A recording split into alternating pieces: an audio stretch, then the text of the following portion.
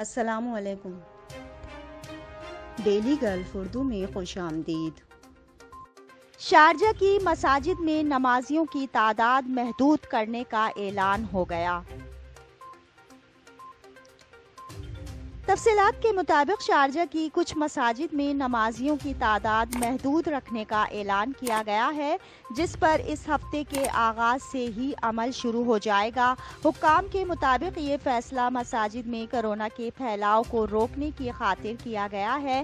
Sharjah میں corona virus کی وبا پر قابو پانے کے لیے ایک نئی مہم سلامہ کے نام سے شروع کی گئی ہے، جس کے تحت شارجہ پولیس نے اعلان کیا ہے کہ کچھ مساجد ایسی ہیں جہاں نمازیوں کی زیادہ گنتی نہیں آ سکتی ہے اور وہاں پر سماجی فاصلے کی پابندی کرانا خاصا مشکل ہے، جس کی وجہ سے ان مساجد میں اب نمازیوں کی گنتی عارضی طور پر کم کر دی گئی ہے۔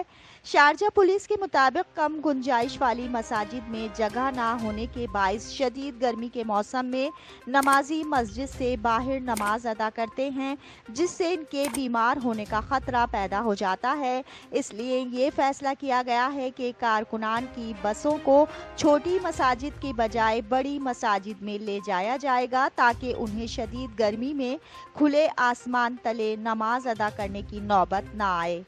شارجہ پولیس کے مطابق چھوٹی مساجد میں زیادہ افراد کے آنے سے سماجی فاصلے کی پابندی نہیں ہو پاتی اور اکثر نمازی مسجد سے باہر تپتی دھوپ میں نماز ادا کرتے ہیں۔